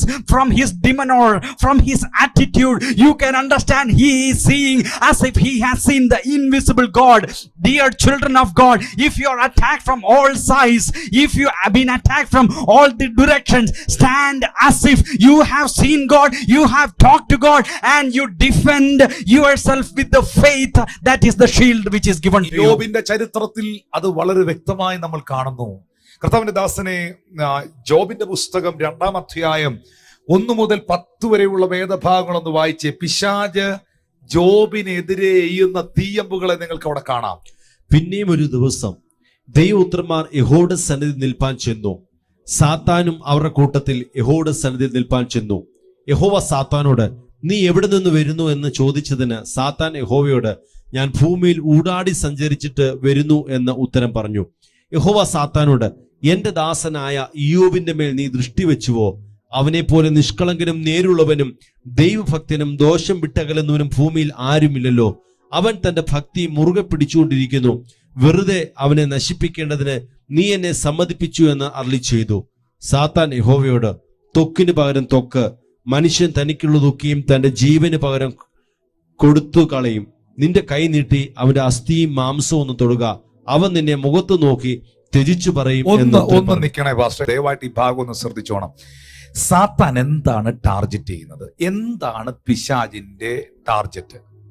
നിങ്ങൾ മനസ്സിലാക്കേണ്ട ഒരു കാര്യം, പിശാചിന്റെ target നിങ്ങളുടെ കാറോ വീടോ വസ്തുവോ പണമോ സ്വർണമോ നിങ്ങളുടെ വലിയ ചർച്ച ഒന്നുമല്ല. സാത്താന്റെ ടാർഗറ്റ് നിങ്ങളുടെ ബിൽഡിംഗ് പൊളിക്കണമെന്നല്ല. സാത്താന്റെ ടാർഗറ്റ് നിനക്കൊരു പുതിയ കാറ് തരണമെന്നോ തരാതിരിക്കണമെന്നോ ഒന്നുമല്ല. പിശാചിന്റെ ടാർഗറ്റ് മറ്റൊന്നുമല്ല പ്രിയപ്പെട്ടവരെ. പിശാചിന്റെ ടാർഗറ്റ് എന്ന് പറയുന്നത് അവന്റെ മക്കൾ, ദൈവത്തിന്റെ മക്കൾ ദൈവത്തെ അവിശ്വസിക്കണം. ദൈവത്തിന്റെ മക്കൾ ദൈവത്തെ ത്യജിച്ചു പറയണം. ദൈവത്തിന്റെ മക്കൾ, ദൈവത്തെ അനുഭവിച്ചറിഞ്ഞവർ, ദൈവത്താൽ വിളിക്കപ്പെട്ടവർ, ദൈവത്താൽ സ്നേഹിക്കപ്പെട്ടവർ ദൈവത്തെ വെറുക്കണം, വെറുപ്പിക്കണം. ഇതാണ് ഈ ഒരു ഒറ്റ ടാർഗറ്റ് മാത്രമേ സാത്താന്റെ മുമ്പിലുള്ളൂ. നിങ്ങൾ മനസ്സിലാക്കണം. വേറെ നിങ്ങൾ വിചാരിക്കും നമ്മുടെ വണ്ടിയുടെ സൈഡിൽ നിന്നൊന്ന് ഒരഞ്ഞു പിശാച് പോരാടി. നിങ്ങളുടെ വണ്ടിയുടെ സൈഡ് ഒരച്ച് പിശാചിന് എന്നാ പോരാട്ടം? Praise the Lord. വീടിന്റെ ഷീറ്റിന്റെ മേളിൽ ഒരു തേങ്ങ വീണു, ഷീറ്റ്, അതിന് തേങ്ങായും പിശാചുമായിട്ട് എന്നാ ബന്ധം? ഒരു ബന്ധവും ഇല്ല. നിങ്ങളുടെ വീടിന്റെ റൂഫോ കാറോ നിങ്ങളുടെ വസ്തുവകയോ ഇതൊന്നും അല്ല അവന്റെ ടാർഗറ്റ്. അവൻ അതിനെ ടാർഗറ്റ് ചെയ്യുന്നത് എന്തിനാ ജോബിന്റെ മക്കളെ തൊട്ടെ? എന്തിനാ അവന്റെ വസ്തുവക എടുത്തേ? എന്തിനാണ് വാസ്തവത്തിൽ അവന്റെ പല നന്മകളിലും അവൻ അറ്റാക്ക് ചെയ്തേ? അതൊന്നും ആ വസ്തുക്കളോടോ ആ സാധനങ്ങളോടോ ഉള്ള പിശാചിന്റെ പകയല്ല. പ്രസ്തുത യോബ് എന്ന് പറയുന്ന മനുഷ്യന് ദൈവത്തോട് വെറുപ്പ് തോന്നണം. യോബ് എന്ന് പറയുന്ന മനുഷ്യൻ ദൈവത്തെ തിരിച്ചു പറയണം. നിങ്ങളുടെ ജീവിതത്തിൽ പല പ്രതിസന്ധികളും കഷ്ടതകളും തകർച്ചകളും ഒക്കെ വരുമ്പം, എന്നാലും ഞാൻ ഇത്രയും ദൈവത്തെ അറിഞ്ഞിട്ട്, ഞാൻ ഇത്രയും പ്രാർത്ഥിച്ചിട്ട്, ഞാൻ ഇത്രത്തോളം ഉപവസിച്ചിട്ട്, ഞാൻ കർത്താവിന് വേണ്ടി ഇറങ്ങി തിരിച്ചിട്ട് ദൈവം ഇങ്ങനൊക്കെ എന്നോട് ചെയ്തല്ലോ എന്ന് ഇപ്പത്തെ ചിലർ ചിന്തിച്ചുകൊണ്ടിരിക്കുന്നത് പോലെ നിങ്ങളെ കൊണ്ട് ചിന്തിപ്പിക്കണം. എന്നിട്ട് അത് നിങ്ങളെ കൊണ്ട് പറയിപ്പിക്കണം. എന്നിട്ട് കുറച്ച് ദിവസം നിങ്ങളെ കൊണ്ട് പ്രാർത്ഥിപ്പിക്കാതിരിക്കണം. എന്നിട്ട് ദൈവത്തെ ഇങ്ങനെ മനസ്സുകൊണ്ട് വെറുത്ത് ദൈവത്തിൽ നിന്ന് ഇങ്ങനെ നിങ്ങൾ അകന്ന് നടക്കണം. ഇത്രേ ഉള്ളൂ പിശാചിന്റെ ടാർഗറ്റ്. അങ്ങനെ അകന്നകന്ന് അവന്റെ പിടിയിൽ അകപ്പെട്ടിട്ട് ഫൈനലി മരണപ്പെട്ട് നിന്റെ ആത്മാവ് നരകത്തിലെത്തണം. വേറെ ഒരു ടാർഗറ്റും സാത്താനില്ല. വീടിനോടോ വസ്തുവിനോടോ ഓഫീസിനോടോ നിന്റെ വീട്ടിൽ വെച്ചിരിക്കുന്ന ആ ഷോക്കേസിൽ ഇരിക്കുന്ന സാധനത്തോടോ അല്ലെങ്കിൽ നല്ല കഴിക്കുന്ന ആഹാരത്തോടൊന്നും അവന് ഒരു പ്രശ്നമില്ല. എല്ലാം ഉണ്ടാകട്ടെ എന്ന് തന്നെയാണ് അവന്റെ ആഗ്രഹം. എല്ലാം ഉണ്ടാവുമ്പോൾ പ്രാർത്ഥിക്കാതിരിക്കുമല്ലോ, എല്ലാം നന്മയും വന്നു കഴിയുമ്പോൾ ദൈവത്തെ മറക്കുമല്ലോ. അല്ലാതെ മറ്റൊരു ടാർഗറ്റ് ആവില്ല. പിശാചിന്റെ എല്ലാ കാലത്തെയും ടാർഗറ്റ്, ലക്ഷ്യമെന്ന് പറയുന്നത് ദൈവത്തെ തന്റെ ജനം മറക്കണം. ദൈവത്തിൽ നിന്ന് പലരും ആ വിശ്വാസത്തിൽ നിന്ന് പുറകോട്ട് പോകണം. ഫൈനലി നമ്മൾ താഴോട്ട് വായിച്ചു വരുമ്പോഴേ ജോബിന്റെ വൈഫ് ജോബിനോട് പറയുന്നുണ്ട്, എന്നൊക്കെ ചെയ്തിട്ടും ഇയ്യോബിന് കുലുക്കമൊന്നുമില്ല. ദൈവത്തെ അന്വേഷിക്കുന്നു, ദൈവത്തോട് പ്രാർത്ഥിക്കുന്നു. എല്ലാ നന്മകളും തകർന്നുകൊണ്ടിരിക്കുമ്പോഴും ജോബിന് ഒരു കുലുക്കവും ഇല്ല.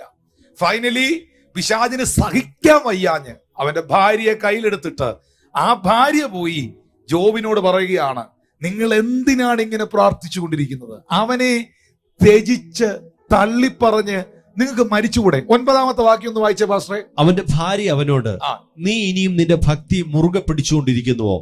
ദൈവത്തെ ത്യജിച്ചു പറഞ്ഞ് മരിച്ചു കളക എന്ന് പറഞ്ഞു. അടുത്ത വാക്യം. അവൻ അവളോട്, ഒരു പൊട്ടി സംസാരിക്കുന്നത് പോലെ നീ സംസാരിക്കുന്നു. നാം ദൈവത്തിന്റെ കയ്യിൽ നിന്ന് നന്മ കൈക്കൊള്ളുന്നു, തിന്മയും കൈക്കൊള്ളരുതോ എന്ന് പറഞ്ഞു. ജോബിനെ നോക്കുമ്പോൾ ജോബിന്റെ ഭാര്യ ജോബിനെ നോക്കുമ്പോൾ ജോബ് ഒരു മണ്ടനായിട്ടാണ് ഭാര്യ കാണുന്നത്. ഇത്രയൊക്കെ നഷ്ടം സംഭവിച്ചിട്ടും, ഇത്രയൊക്കെ പ്രതിസന്ധി വന്നിട്ടും, ഇത്രയൊക്കെ കഷ്ടതകൾ വന്നിട്ടും ഇനിയും പ്രാർത്ഥിച്ചുകൊണ്ടിരിക്കുക, പാട്ടും പാടിക്കൊണ്ടിരിക്കുക, സങ്കീർത്തനം വായിച്ചുകൊണ്ടിരിക്കുക. ഈ ദൈവത്തെ അങ്ങ് ത്യജിച്ചു പറഞ്ഞ് തള്ളിക്കളഞ്ഞ് നിങ്ങൾ പോയി മരിക്കു മനുഷ്യ എന്ന് ഭാര്യ പറയുമ്പോൾ നിങ്ങളൊരു മണ്ടനാണോ എന്ന് ഇയ്യോബിനോട് ഭാര്യ ചോദിക്കുമ്പോൾ ഇയ്യോബ് ഭാര്യയോട് തിരിച്ചു ചോദിക്കുകയാണ്, നീ ഒരു പൊട്ടിയാണ്, ഞാനല്ല മണ്ടൻ. ഹല്ലേലൂയ. ദൈവത്തിന്റെ കയ്യിൽ നിന്ന് നമ്മൾ നന്മ കൈക്കൊള്ളുന്നെങ്കിൽ തിന്മയും കൈക്കൊള്ളരുതോ? ഇതിലൊന്നിലും ഇയ്യോബ് അധരങ്ങളാൽ പാപം ചെയ്തില്ല. എല്ലാരും എന്നെ ഒന്ന് ശ്രദ്ധിച്ചോണേ. പിശാചിന്റെ ലക്ഷ്യം എന്ന് പറയുന്നത് നിങ്ങൾ വാഗൊണ്ട് ചിലത് പിറുപിറുക്കണം. ഇതല്ലേ ഇസ്രായേൽ ജനത്തിന് പറ്റിയത്. അവർ സംഹാരിയാൽ നശിച്ചു പോകാനുള്ള കാരണം എന്നാ? അവർ വാഗ്ദത്ത കനാനിൽ എത്താതിരിക്കാനുള്ള കാരണം എന്നാ? അവർ പിറുപിറുത്തു.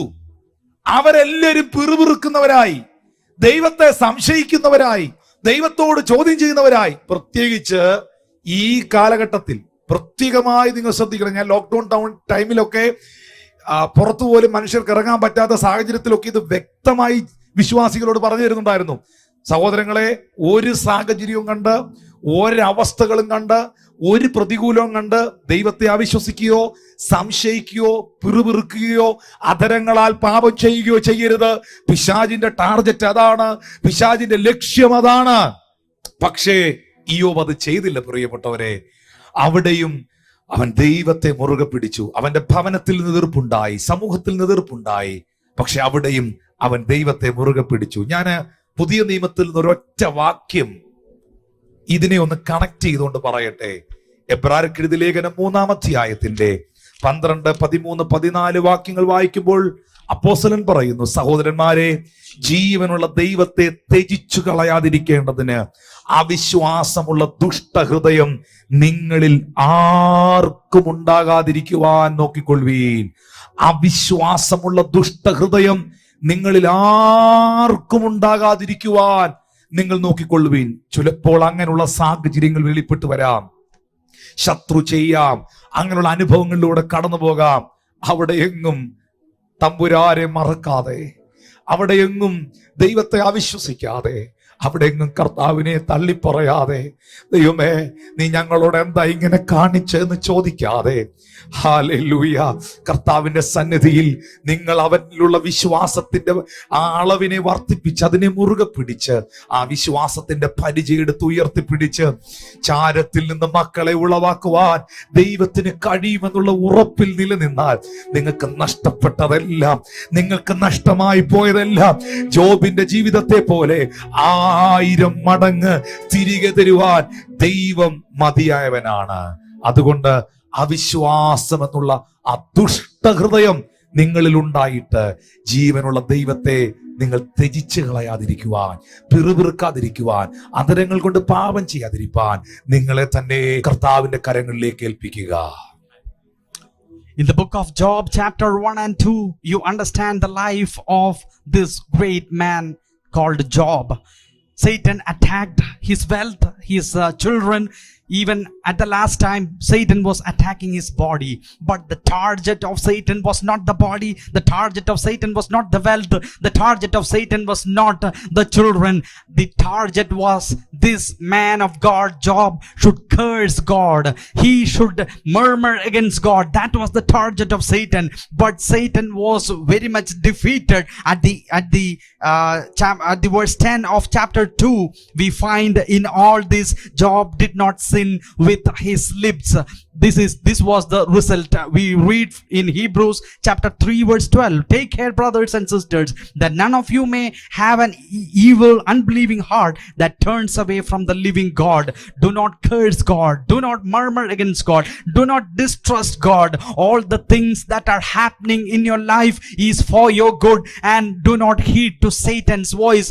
Do not distrust in God. ഈ പിശാചിന് ഇനി അല്പകാലമേ ഉള്ളൂ എന്ന് അവൻ അറിഞ്ഞിട്ട്, അവന്റെ അവസാന സമയങ്ങൾ വന്നിരിക്കുന്നു എന്നവൻ അറിഞ്ഞിട്ട്, അവൻ തന്റെ ഭക്തന്മാരെ, തന്റെ വൃതന്മാരെ തെറ്റിക്കുവാൻ, പലരെയും ദൈവത്തിന്റെ കൃപയിൽ നിന്ന് അകറ്റുവാൻ അവൻ ശക്തമായ ശ്രമങ്ങൾ നടത്തിക്കൊണ്ടിരിക്കുമ്പോൾ നിങ്ങൾ മറുഭാഗം തിരിച്ചറിയുക, കർത്താവിന്റെ വരവ് ഏറ്റവും സമീപിച്ചിരിക്കുന്നു എന്ന് നാം മനസ്സിലാക്കിക്കൊണ്ട് നമ്മുടെ വിശ്വാസത്തെയും നമ്മുടെ വിശുദ്ധിയെയും കുറേയും കൂടെ നാം ശക്തീകരിക്കുക, ദൈവത്തോട് കുറേയും കൂടെ അടുക്കുക. നമ്മുടെ ശുശ്രൂഷകരെ, നമ്മുടെ ശുശ്രൂഷകരെയും സഹഭൃത്യന്മാരെയും സഹപ്രവർത്തകരെയും സഹവിശ്വാസികളെയും ദൈവവചനത്തിൽ ബലപ്പെടുത്തുക. ഇന്നും ഞാൻ ഈ വചനം പ്രസംഗിക്കുന്നത് നിങ്ങളെ വിശ്വാസത്തിൽ ബലപ്പെടുത്താനാണ്, വിശ്വാസത്തിൽ ശക്തീകരിക്കാനാണ്. അപ്പോസ്തല പ്രവൃത്തി 13:43 എഴുതിയിട്ടുണ്ട്, അവൻ അവരോട് സംസാരിച്ച് ദൈവകൃപയിൽ നിൽക്കേണ്ടതിന് അവരെ ഉത്സാഹിപ്പിച്ചു. സഭ, ദൈവമക്കൾ ദൈവകൃപയിൽ നിൽക്കേണ്ടതിന് യഹൂദന്മാരിൽ ഭക്തിയുള്ള യഹൂദ മതാനുസാരികളിൽ പലരെയും പൗലോസ് ബർന്നബാസിനെയും അനുഗമിച്ച് അവൻ അവരോട് സംസാരിച്ച് അവർ ദൈവകൃപയിൽ നിൽക്കേണ്ടതിന് അവരെ ഉത്സാഹിപ്പിച്ചു. ഇന്ന് നിങ്ങളെ ഓരോരുത്തരെയും കർത്താവിന്റെ കൃപയിൽ നിൽക്കേണ്ടതിന് ഞാൻ ഉത്സാഹിപ്പിക്കുകയാണ്. We are living in the end times, and Satan is going around like a devouring lion, and somehow he want to derail the people of God, the elect servants of God, from faith. And what we can do, what I am doing this day, is that you be rooted in faith, as we read in Acts chapter 13 verse 43, be rooted and urge them to continue in the grace of God. ആരെങ്കിലും നിങ്ങളുടെ സഭയിലുള്ളവർ, നമ്മുടെ കൂട്ടായ്മയിലുള്ളവർ, നമ്മളുടെ കുടുംബങ്ങൾ, care സെല്ലുകളിലുള്ളവർ ആരെങ്കിലും അല്പമായെങ്കിലും വിശ്വാസത്തിൽ ബലഹീനപ്പെടുന്നു എന്ന് കാണുമ്പോൾ നിങ്ങൾ അവർ ദൈവകൃപയിൽ നിലനിൽക്കേണ്ടതിന് അവരെ ഉത്സാഹിപ്പിക്കുക. കർത്താവിനെ ആരാധിക്കുവാൻ അവരെ ഉത്സാഹിപ്പിക്കുക. ദൈവകൃപയിൽ നിൽക്കുവാൻ അവരെ ഉത്സാഹിപ്പിക്കുക. പ്രാർത്ഥിക്കുവാൻ അവരെ ഉത്സാഹിപ്പിക്കുക. വചനത്തിൽ നിലനിൽക്കുവാൻ അവരെ ഉത്സാഹിപ്പിക്കുക. കാരണം പിശാചിനി തനിക്ക് അല്പകാലമേ ഉള്ളൂ എന്ന് തിരിച്ചറിഞ്ഞ് അതിശക്തമായി പ്രവർത്തിക്കുമ്പോൾ ജനത്തെ ദൈവത്തിൽ നിന്നും തൻ്റെ കൃപയിൽ നിന്നും വിശ്വാസത്തിൽ നിന്നും അകറ്റുവാനും ചോദ്യം ചെയ്യിപ്പിക്കുവാനും സംശയിപ്പിക്കുവാനും ശ്രമങ്ങൾ നടത്തുമ്പോൾ നിങ്ങൾ മറ്റുള്ളവർക്ക്, വാസ്തവമായി ഞാൻ പറയട്ടെ, ഈ വിശ്വാസത്തിന്റെ പരിച ചിലപ്പോൾ ചിലർക്ക് തന്നെത്താൻ എടുത്തു പൊക്കാനുള്ള കെൽപ്പ് കാണത്തില്ല. ഈ റോമ പട്ടാളക്കാരൊക്കെ ഉപയോഗിക്കുന്ന പരിച ഭയങ്കര വെയിറ്റുള്ള വലിയ നീളമുള്ള പരിചയാണ്. അവരുടെ അത്രയും ഹൈറ്റുള്ള പരിചയാണ്. ചിലപ്പോൾ അതവർക്ക് തന്നെ എടുത്ത് പൊക്കാനുള്ള കെൽപ്പ് കാണുകയില്ല. അതിനെ ഒന്ന് ഉയർത്തി പിടിച്ചു കൊടുക്കാൻ, ആ പരിച അവരെ ഒന്ന് പിടിക്കാൻ സഹായിക്കാൻ, വിശ്വാസത്തിൽ അവരെ നിലനിർത്താൻ ദൈവം നിങ്ങളെ ഉപയോഗിക്കട്ടെ എന്ന് ഞാൻ പ്രാർത്ഥിക്കുന്നു. അതിനായി നിങ്ങൾ ഉത്സാഹിക്കണം പ്രിയപ്പെട്ടവരെ. പലരെയും വിശ്വാസത്തിൽ നിന്ന് വ്യതിചലിപ്പിക്കാനും വിശ്വാസം നഷ്ടപ്പെടുത്തുന്ന കാര്യങ്ങളൊക്കെ പറയുകയും പ്രചരിപ്പിക്കുകയും ഒക്കെ ചെയ്യുന്ന സാഹചര്യത്തിൽ ഒരിക്കലും ദൈവമക്കളാകുന്ന നിങ്ങൾ അങ്ങനെയാകരുത്. നിങ്ങളുടെ നാക്ക് സമർത്ഥനായ ലേഖകന്റെ ഒരു എഴുത്തുകോൽ പോലെയാകണം.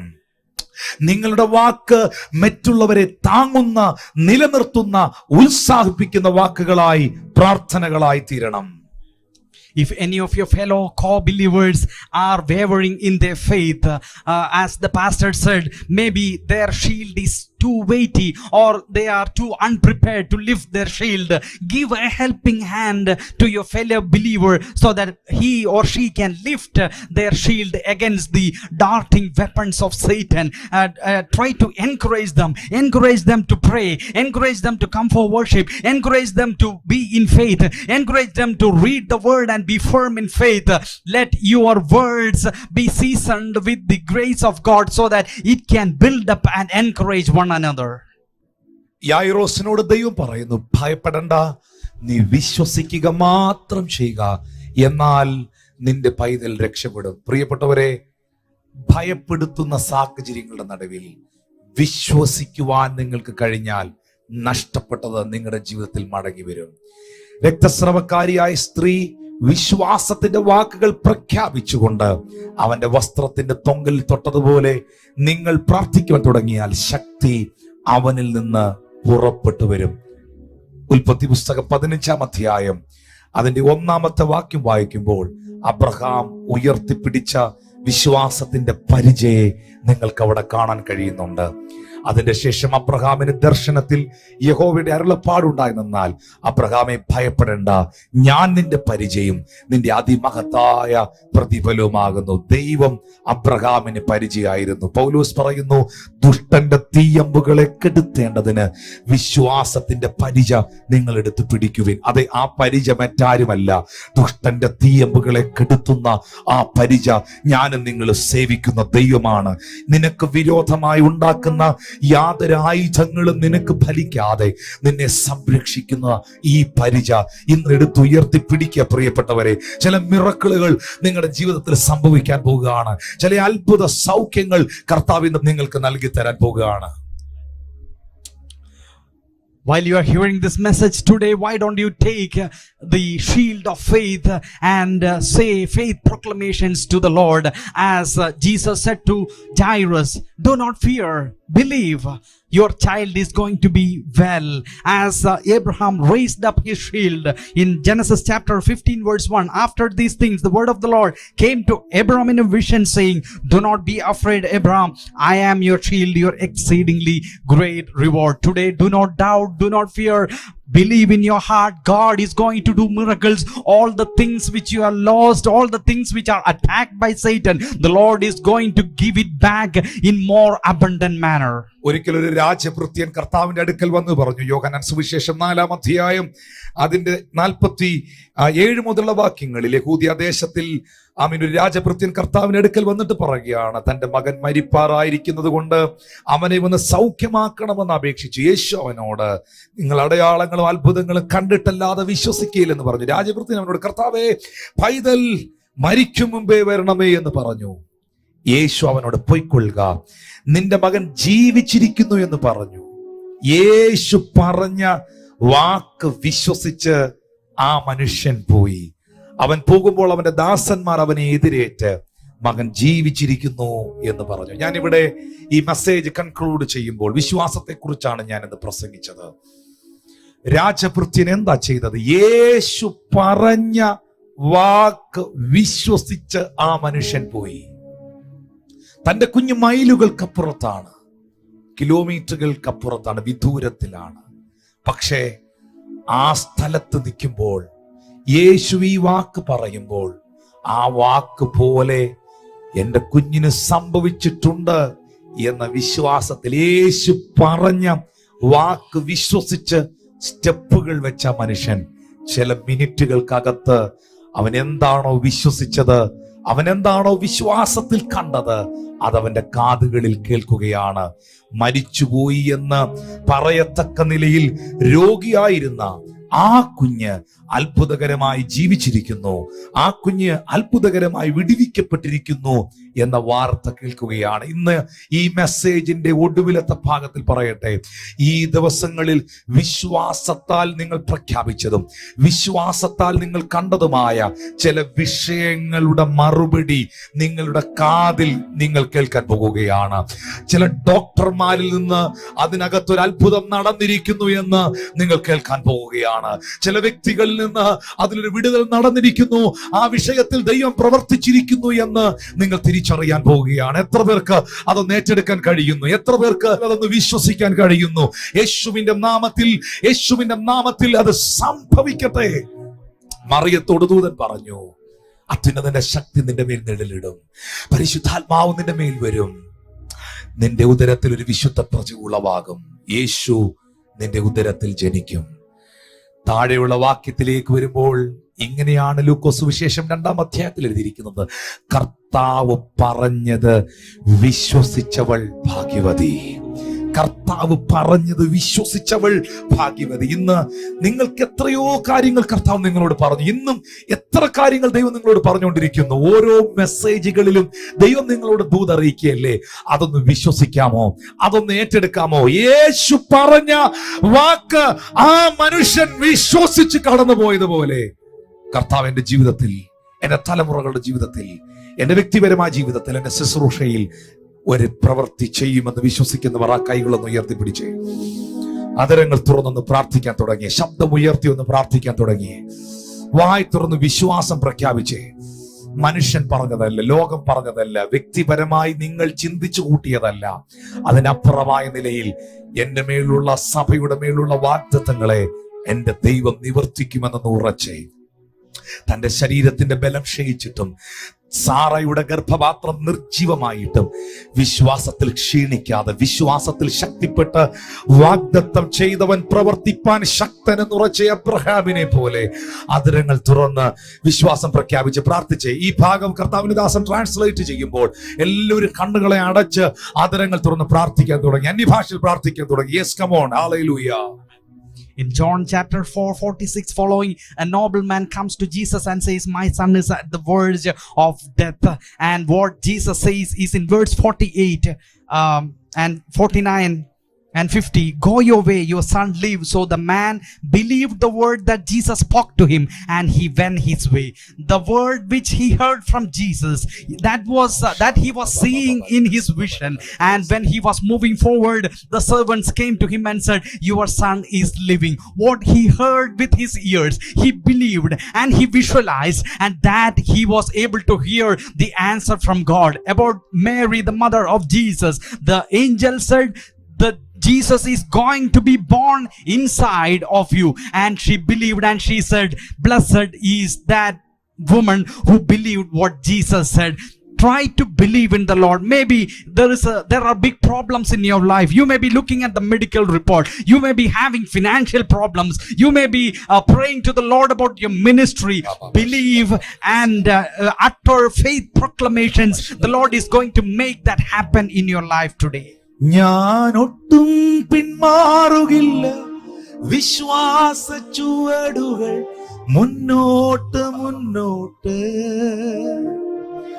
ആരെല്ലാം എതിർത്താലും എന്തെല്ലാം ഭാവിച്ചാലും പിന്മാറുകില്ല ഇനി ഞാൻ.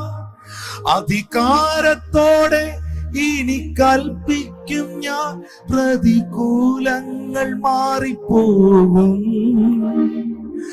ഒന്നും അസാധ്യമായില്ലെന്റെ മുൻപിൽ ഇനി ജയം എനിക്കുണ്ട്. എത്ര പേർ വിശ്വസിക്കും? ഞാൻ വിശ്വാസത്തിൽ മുന്നേറും, ഞാൻ വിശ്വാസത്തിൽ നിലനിൽക്കും, ഞാൻ വിശ്വാസം പറയും, ഞാൻ വിശ്വാസത്താൽ ജീവിക്കും, ഞാൻ വിശ്വാസത്താൽ നടക്കും. എന്റെ രണ്ട് കാലുകൾക്ക് ഒരു കാല് വിശുദ്ധിയുടെ കാലായിരിക്കും, ഒരു കാല് വിശ്വാസത്തിന്റെ കാലായിരിക്കും. ഞാൻ വിശുദ്ധിയിൽ നിൽക്കും, ഞാൻ വിശ്വാസത്തിൽ നടക്കും. ഒന്ന് പറഞ്ഞ്, ഞാൻ വിശുദ്ധിയിൽ നിൽക്കും, ഞാൻ വിശ്വാസത്തിൽ നടക്കും. ഞാൻ വിശുദ്ധിയിൽ നിൽക്കും, ഞാൻ വിശ്വാസത്തിൽ നടക്കും. ഞാൻ ഒട്ടും പിന്മാറുകയില്ല. എന്റെ വിശ്വാസത്തിന്റെ ചുവടുകൾ മുന്നോട്ട്.